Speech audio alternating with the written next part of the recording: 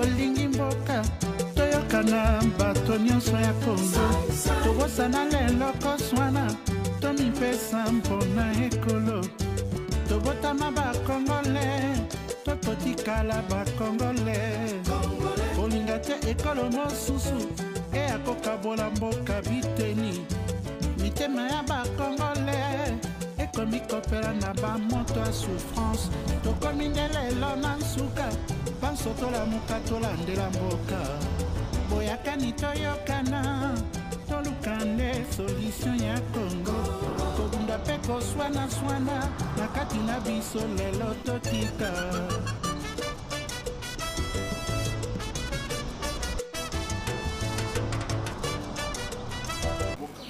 moi c'est là à s'exprimer. Après ça peut m'organiser, bon respecter la constitution. Mademoiselle Carmela, au lobby du top, Catrice Yafolis. Pourquoi peut se dissoper Makanisinayo, Nao est allé sans air Yabasi. Concernant le mois de la femme, c'est un mois où on a consacré ça à la femme. C'est pour la valoriser. Couper ça est de cette année. Nous avons déjà vu le thème de cette année, c'est l'autonomisation de la femme.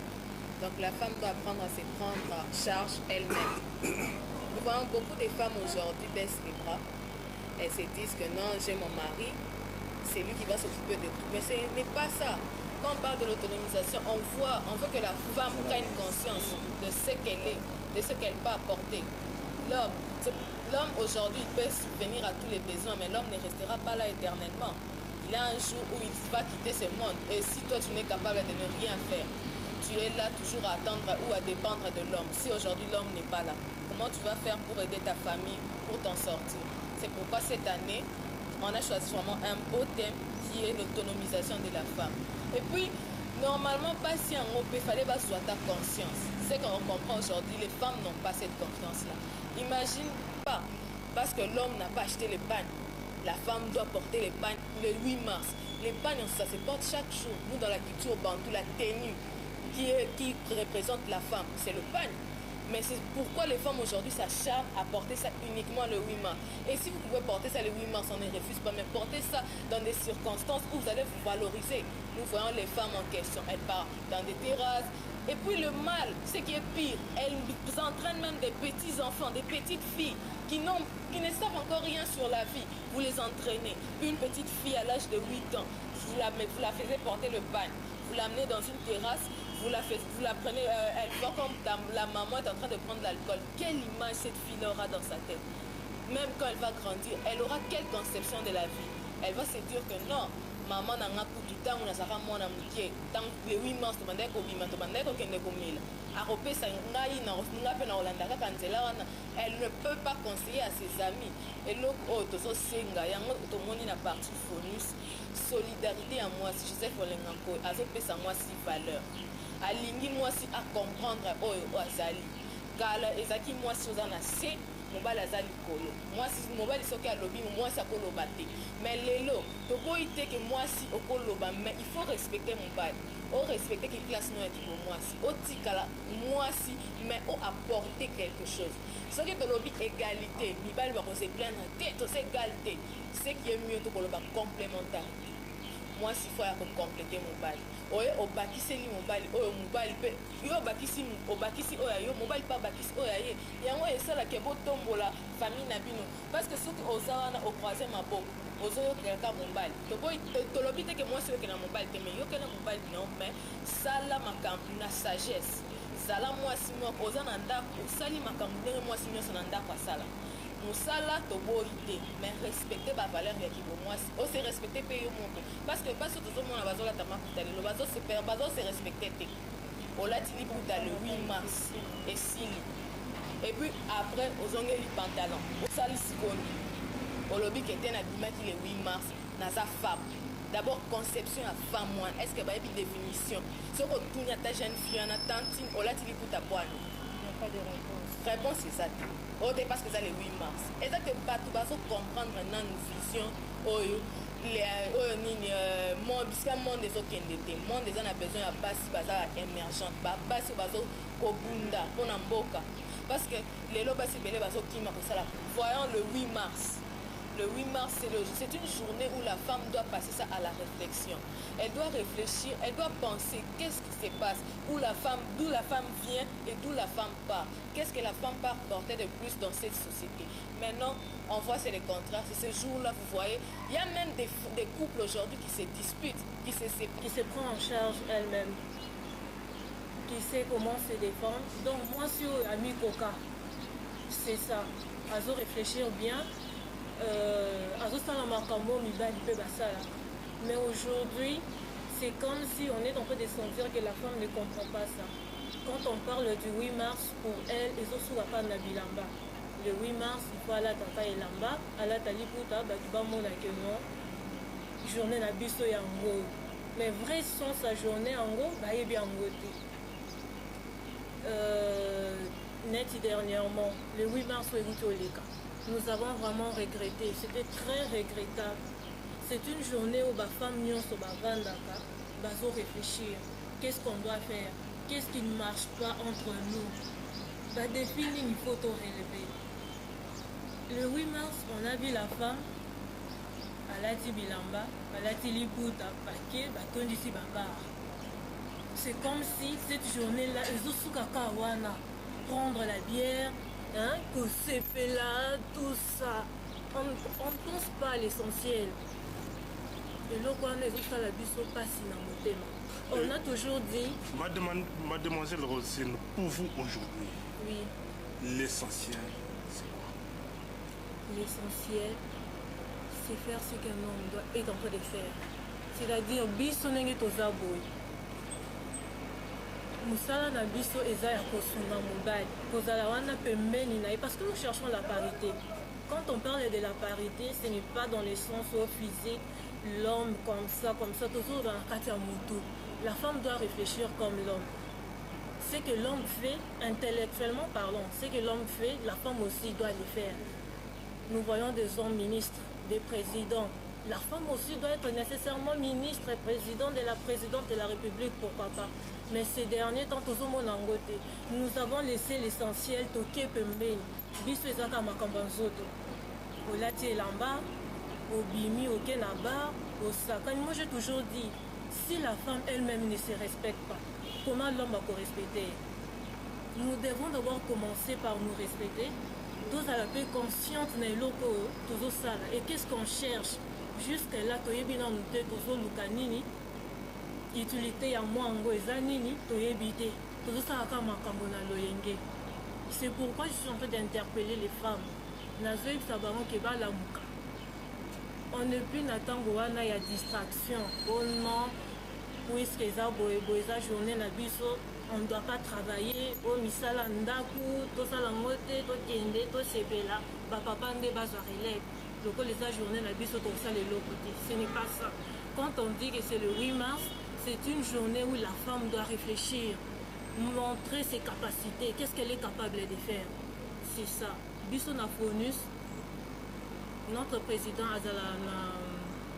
Azana philosophie wana, c'est une personne qui valorise la femme. Lui, en tout cas, pour lui, la femme, c'est ça. Elle doit être à côté de l'homme.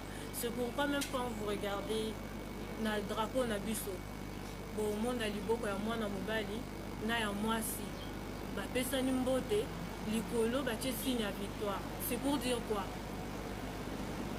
Entre la solidarité de la femme, avec la solidarité de la femme et de l'homme, dès qu'on recommande la victoire. Ceux qui sangani mwasi na mobali totambole longo dès kolonga. C'est un peu ça. Aujourd'hui, vous parlez de l'autonomisation. Oui. La femme doit se prendre en charge. C'est bien. Est-ce que si c'est effectif, l'homme aura sa place réellement dans la société? Pourquoi pas? Pourquoi pas? L'homme aura toujours sa place. Son objectif na biso ezani, ce n'est pas que tous à la liboso ya mona ya quoi ya mobile. Nous devons être là à côté, à ses côtés. Aucune entreprise société ata moko tokoki omona ezotambola bien sans présence en mwasi. Madame Rosine, cela ne pourrait pas vraiment perdre pour l'essence de la femme ménagère. Je ne pense pas. Je ne pense pas. Pourquoi je dis ça? Parce que normalement, quand nous regardons, c'est vrai, d'autres femmes, la sens elles se disent que non, ceux qui le long comme ça là, l'homme peut-être, ou soit la culture n'a biso, à Ozango, à Tchango, Pemeni, à Osala Makambo, se considère comme un homme quoi. Au Bankambo Yanda, ou étalé du sous-souté. Ce n'est pas ça. Biso suko, objectif na biso est ça. Tant que tozo lukamusala wana, tozo sungane mobali. Et tant que question moko ya organisation, tu t'organises, tu te dis que non, je vais commencer à travailler de telle heure à telle heure et de telle heure à telle heure non bando sala bamisala nanganda. C'est ça. Ok, mademoiselle Carmela. Politique est à Banamibali. Politique est à Banamibali. La politique, il n'y a pas de sexe. Il n'y a pas au hasard polo, au hasard mwanamiki. Ceux qui ont moni les lots aux États-Unis, à l'époque où George Bush a joué à pouvoir, ils allaient à étudier, on demandait qu'on dirigeait Mboka. Ils allaient à Bampakate. Pourquoi la population, les jeunes vont dans la politique, surtout pas si ils vont au Kuna, ils ont Kindumba, au Kuna, ils vont utiliser au cas. Ils vont utiliser au thé, ce qu'on a fait. Ce qu'on a fermé, ils vont utiliser. Et puis ce qu'on a fermé, ils vont traîner par terre. Mon père est un monument, ça côté la politique, à sentir les adversaires à ma casse. Il faut à la tenace, il faut à la hôtel mangui. On va tenir dans pour ça la boue, la politique n'a aucun nango boue. Je suis pour le commis parce que au la politique les loleki, écoutez par exemple na mutu moko asala na politique asala bambula mine. Au bandi na débat, a ebisu bien zana mwana mtie. Yo c'est découragé. Et si parce que au atteindre objectif noté. La femme aujourd'hui doit prendre conscience. Il y a un autre débat sur la folie. Baya pour s'intégrer. Et puis le 8 mars, ils allaient soutenir tout le monde chaque année. Ils allaient jour moko, bakei, bakei, na organisation. Ils allaient malgré que n'ambo qu'on a besoin de moi culture ou anate, mais bakei quand même qu'on s'enrichir. Autant jeune fille le monde attend le roman. Jamais. Attaque à journal la femme. Les années va futilité, rouge à lèvres, maquillage, attends, moi il faut ressentir mon maturité. C'est ça. Qui s'appelle que non, au la maturité. Tu vas voir une maman, elle a la trentaine, mais se comporte comme une gamine. Elle apporte quoi à la génération à venir? Elle n'apporte rien. Tu es une jeune tantine. Une maman, tu es dans la trentaine, la quarantaine, tu t'habilles mal. Il a mis coussé. Ce qu'on s'en monte, moi, il y a 18 ans, 17 ans, là, tu peux pas se conseiller. Ouais, c'est que là, tu as il faut déjà, au bas, les personnes à biso, petit exemple. Il y a un biso, sur le moni, sur la plateau, lilo, toye awa, pour nous sensibiliser les basses. Et ça, la politique, et ça, la mikolo. Jeune, génération à biso. Il faut que soit relève. Ce qui n'a pour compléter, juste là, la femme, qu'est-ce qu'elle veut? Elle a peur de quoi? Ndenge ezala politique ezala biso nyonso ezala koza mobali ezala koza mwasi biso nyonso toza na posa kozala politicien. Et puis tout ce que nous faisons, si vous remarquez bien, c'est de la politique. Sikoyo soki ozobanga politique ozobanga nini liwa la mort, même si tu ne fais pas la politique ekoya kaka, alors ça ne sert à rien ya kobanga.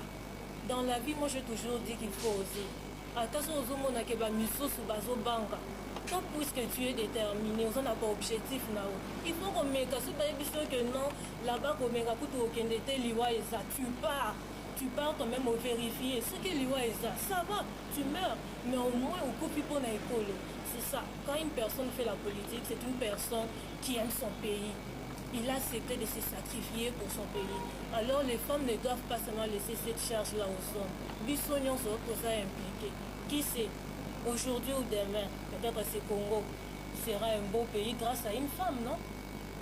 Tout ça n'a pas président.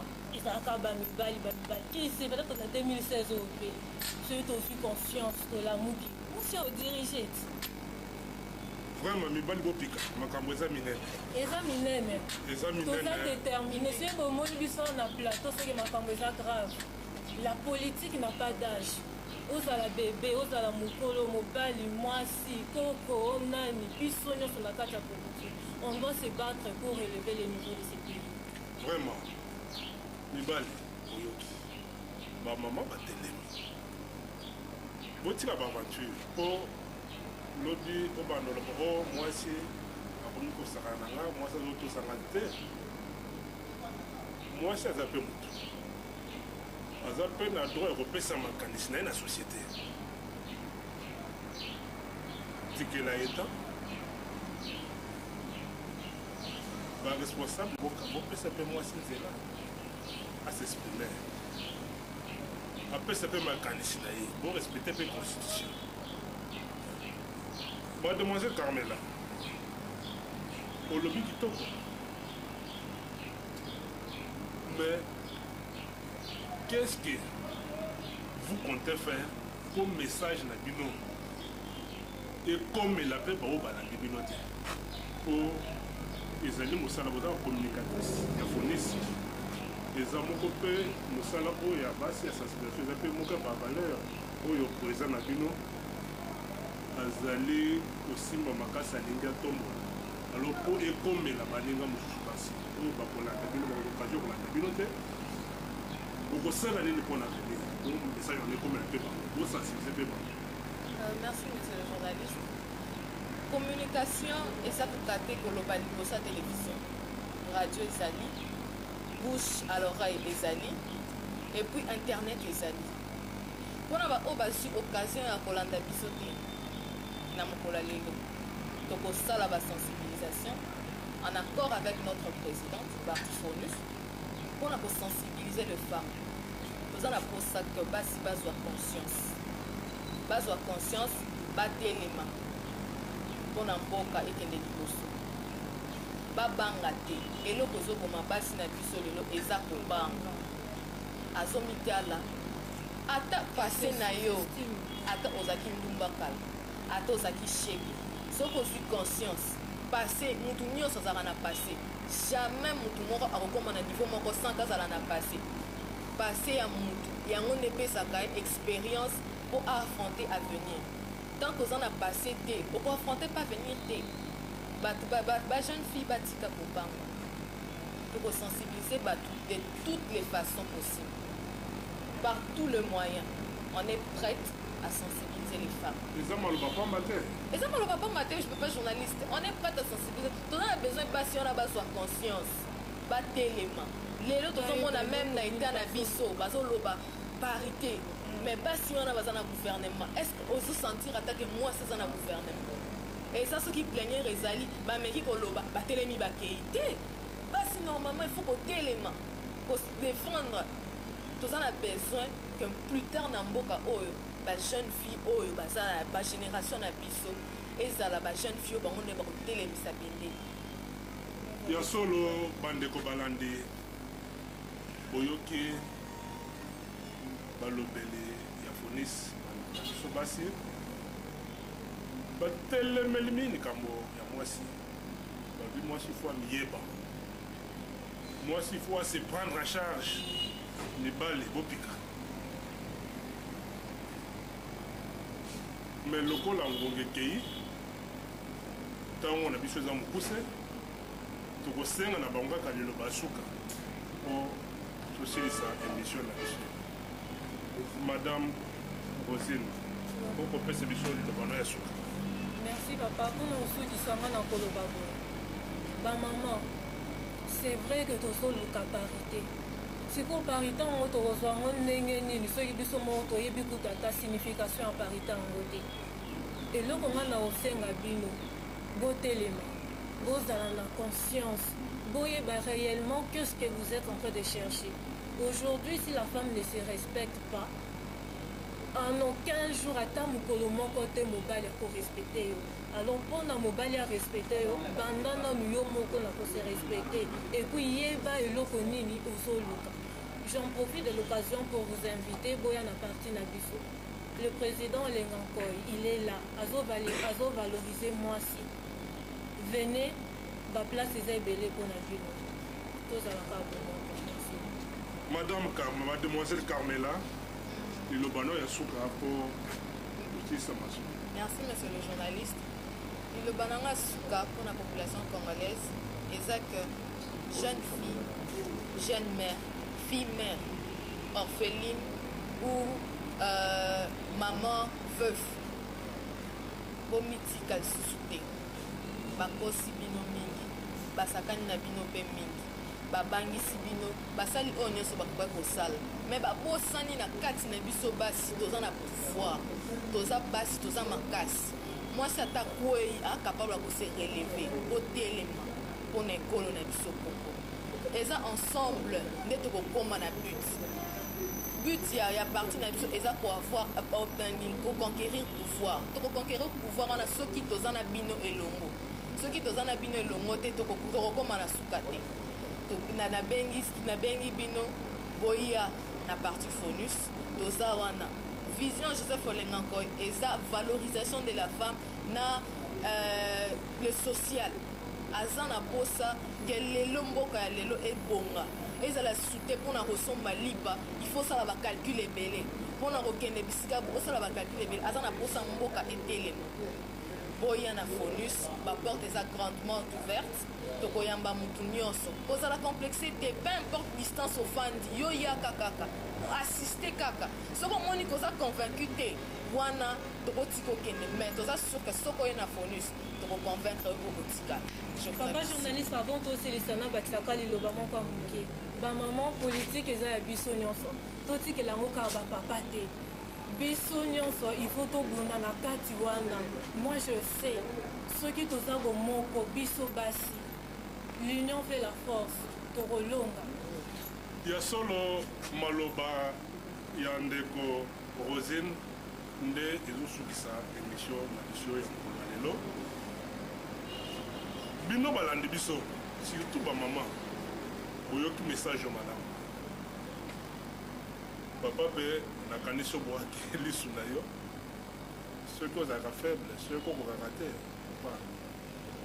yebela po bamama bazoya mabe peza bamama bakomi komiyeba sikoyo papa soki oza komiyeba te etali yo tia mama na esika na ye akotia yo mpe na esika na ye pesa ye nzela asala mpe mosala bosunga libota makanisi ya mabelo Daniela Victoria certa Rosely le peuple d'abord bino ba maman Marie Paul na kati ya France maman Congo lelo tondimaki kaka tosala émission ka mpona bino mpo bosepelaka mingi ntango omonaka bandeko na bino basi bakoloba bakopesela sans oyo ekoka kosila te sans ke topesa liloba na mwasi ayanola mpe na mituna na biso ya solo esika mwasi azangi mwasi ezalaka baloba na kala mwasi atongaka mboka te me lelo mwasi alobi katongaka mboka mpe atongaka mpe mboka seke mbutu ekoti mibali ozwa position me na ndenge ya mabe te merci na bino mingi mpo ozwaki ntango na bino kolanda biso tokolemba te tokosalaka toujours mpo bosepelaka mpo eza émission na bino mbala nsima tokutani matondo mingi bandeko. Merci papa journaliste.